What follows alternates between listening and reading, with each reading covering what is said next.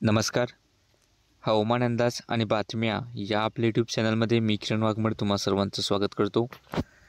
आज 15 जुलै सायंकाळचे 5:30 वाजलेत. पाहूयात आज रात्री आणि उद्या राज्यातील हवामान कसे राहील. सर्वात प्रथम काल सकाळ 8:30 ते आज सकाळ 8:30 दरम्यान पाऊस पाहिला. तर कोकण घाटात आपण मुसळधार ते अतिमुसळधार पाऊस सांगितला. त्याप्रकारे या ठिकाणी रायगड, रत्नागिरी, सिंधुदुर्ग, कोल्हापूर घाट, सातारा घाट, पुणे घाट, नाशिकच्या घाटामध्ये मुसळधार ते अतिमुसळधार पाऊस पडला आहे. मुंबई, ठाणे, पालघरकडे सुद्धा मध्यम पाऊस सरी पाहायला मिळाल्या. मध्य महाराष्ट्राच्या पश्चिम भागांमध्ये सुद्धा सकाळ सकाळी पाऊस झाला सांगलीच्या भागांमध्ये. त्यामुळे 8:30पर्यंतच्या नोंदीमध्ये पाऊस आलेला आहे सांगलीपर्यंत. सातारा, पुण्याच्या हे पश्चिम भागात, नाशिकच्या पश्चिम भागात पाऊस सरी पाहायला मिळाल्या. त्यानंतर जळगावकडे पाऊस झाला, छत्रपती संभाजीनगरच्या काही भागांमध्ये पाऊस झाला आणि विदर्भात विखुरलेल्या स्वरूपात हलक्या पाऊस सरी पाहायला मिळाल्या. मात्र मराठवाड्याचा बहुतांश भाग कोरडा आहे. दक्षिण मध्य महाराष्ट्रातील पर्जन्य छायेचा भाग अजूनही कोरडाच आहे, ज्या ठिकाणी पावसाची जास्त काही शक्यता नाही आहे. सध्या सिस्टम्स पाहिल्या तर डिप्रेशन आहे राजस्थानवरती, तीव्र कमी क्षेत्र आहे इकडे झारखंडवरती आणि मान्सूनचा आस असलेला कमी पट्टा या दोन सिस्टममधून अशा प्रकारे गेलेला आहे. आणि या सिस्टमच्या आसपासच पाऊस आहे. एक पश्चिमी आवर्त सुद्धा आलेला आहे. त्याचा प्रभाव आणि या कमी दाबाचा किंवा डिप्रेशनचा प्रभाव म्हणून उत्तर भारताकडे पाऊस अधिक राहील. तसेच हा वेस्टर्न डिस्टर्बन्स थोडा पुढे निघून गेला की उद्यापासून राज्याच्या कोकण भागामध्ये, उत्तर महाराष्ट्राच्या आसपास कोरडे वाऱ्यांचे प्रवाह वाढण्याचा अंदाज आहे. त्यामुळे या ठिकाणचा पाऊस हा आता अजून कमी होण्याची शक्यता आहे. सध्या जर आपण पाहिलं की राज्यात पावसाचे ढग कुठे आहेत, तर आज छत्रपती संभाजीनगर, जालना, परभणी, हिंगोलीचे थोडेसे भाग, असं नाही की सगळीकडे, थोड्या थोड्या भागांकरता बुलढाणा, अकोला, अमरावती, यवतमाळ, नागपूर, भंडाऱ्याच्या काही भागांमध्ये पावसाचे ढग आहेत. सोलापूरच्या काही ठिकाणी पाऊस ढग दिसत आहेत. रत्नागिरीत काही ठिकाणी आणि सिंधुदुर्गच्या बऱ्यापैकी भागांमध्ये पावसाचे ढग आहेत किंवा कोल्हापूर घाटाकडे पाऊस आहे. नाशिकच्या पश्चिम भागांमध्ये पावसाचे ढग हे थोड्याफार प्रमाणात पाहायला मिळत आहेत. या व्यतिरिक्त इतर ठिकाणी विशेष पावसाचे ढग नाहीत आणि ढगांची दिशा पश्चिमेकडून पूर्वेकडे थोडंसं इकडे राहिलं. धुळ्याच्या उत्तर भागात पावसाचा ढग आहे शिरपूरच्या आसपास आणि एकूणच हे ढग पूर्वेकडे राहतील. त्यामुळे आज रात्री शिरपूर, चोपडाच्या आसपास पाऊस होईल.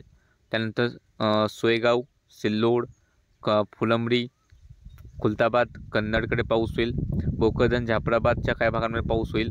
हा पाऊस पुढे देऊळगाव राजाच्या आसपास, चिखली, मेहकरच्या काही भागांमध्ये पावसाच्या सरी राहतील. बुलढाण्याच्या काही ठिकाणी पाऊस सरी आज रात्री होतील. त्यानंतर अकोल्याच्या आसपास पाऊस सरींची शक्यता राहील. तसंच इकडे जर पाहिलं तर सेलू, जिंतूरच्या आसपास, मानवतच्या भागांमध्ये पावसाच्या सरी पाहायला मिळण्याचा अंदाज आहे. वसमतच्या काही भागांमध्ये पाऊस सरी पाहायला मिळतील. इकडे सोलापूरमध्ये, उत्तर सोलापूर आणि मोहोळच्या आसपास थोडाफार पाऊस अपेक्षित आहे. सार्वत्रिक नाही, मग थोड्याफार भागांसाठी आहे. गोंडपिंपरीकडे पावसाची शक्यता आहे.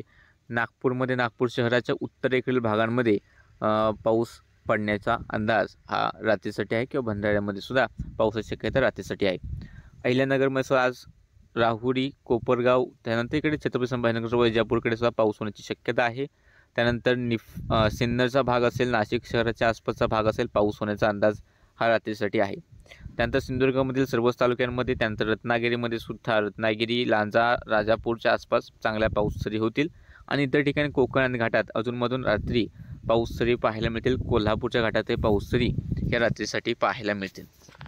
यानंतर उद्याचा जर अंदाज पाहिला तर जसं सांगितलं की कोरड्या वाऱ्यांचे प्रवाह उद्यापासून वाढत आहेत.